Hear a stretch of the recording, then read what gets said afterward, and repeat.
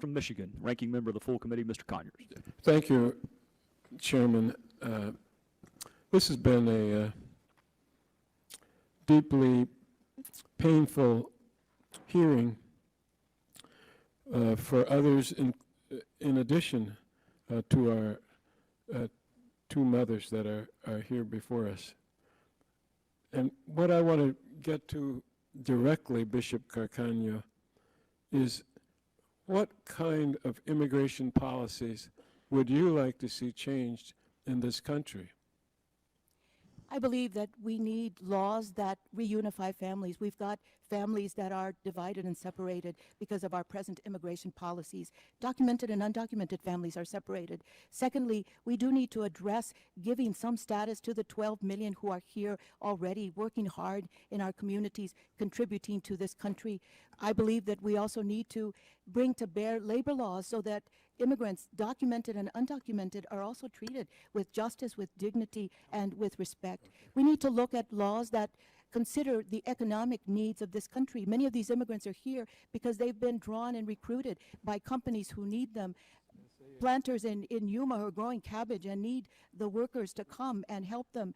The tourist industry in Nevada, the crops in California, the dairies in Wisconsin, they are recruiting these workers because they don't have enough workers. Policies, laws that take into consideration our economic needs and fairly treats workers that are brought here or encouraged to come here as immigrants, those are the kinds of things that are needed. Now, the committee recognizes the complexity of this issue before us, and we are going to have a hearing continuing this subject with the director of ICE will be present. So if anybody thinks that this is just a little passage that will be ended after this hearing, I want to make it clear that there is agreement on both sides of the aisle on this committee that we have Director Salderas come before the committee, and we're going to go into many of the questions. I'm sure they're getting ready for them now. And so I want to ask everybody else on the committee the same question.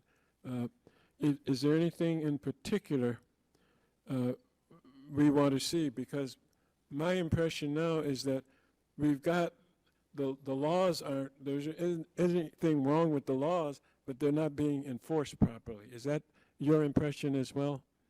That is my impression. Yes, mine as well. Does everybody, is there my opinion is it's not really that complex. The very simple laws are on the book. The funding is there for the laws to be enforced. I think to the extent that local law enforcement can support and cooperate with ICE, again, I think it would be helpful to every community out there. Again, when you look at the alien crimes from coast to coast, you look at the increasing criminal gang activity in this country, absolutely, it's not a very complex problem. It's enforce the laws that are on the books. All right. I appreciate that. Would you care to comment? I would agree. Enforce the laws that are here. We talk about making new ones. It's regardless. If you're not going to enforce them, why do we have them? If I can expand just a little bit, you know, or respond to you just a little bit. If this is about God, you know, God's the creator of boundaries. And when you have no boundaries in your own families, in your own city, in your own state, in your own country, you have chaos. It's mass chaos. You know, close the border, assess what's here, and then decide what to do. What I'm hearing from you is that we have messed up other countries' laws and we owe them something, so we're allowing them to come here. That's what I hear from you, and I just couldn't disagree more. I don't know why I was born here and someone else, you know, but if you're going to include God in this, you know, bloom where you're planted, put the energy into where you are.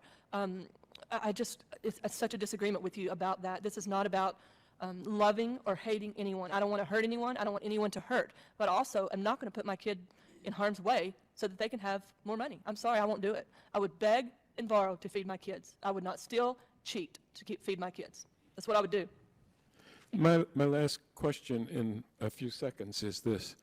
Have we fallen into the feeling or viewpoint that the immigrant community is primarily comprised of criminals, rapists, and other undesirable elements? Because it's very easy for that attitude to grow. Bishop, I'd like you to start off with that, and anybody else that would want to weigh in, I'd love to hear. I would like to address that. That is a... Well, wait a minute. I want to start off with the bishop, and we'll go down this way. The Be gentleman's right out of town, but I will allow you to answer the question. Thank you. That kind of language just fosters racism, hatred, division in our communities. It's not accurate. Immigrants aren't any more of a criminal mind than native-born, and we divide our communities and undermine any possibility of being fruitful communities and safe communities. Yes, ma'am. Would you care to respond? I think the majority of people that are here are not rapists and murderers. I believe there's a lot of good, meaning, hard-working people in this country. You cannot let go of the fact that if they have not come in the front door, they are illegal already, period. There is no discussion, period. They need to adhere to the law about that. There's just no discussion. You can't pick and choose that. I agree there's probably more hardworking people here than there are criminals. I don't believe all immigrants are criminal by any means. I don't believe it's because of where they're from, their race, or such.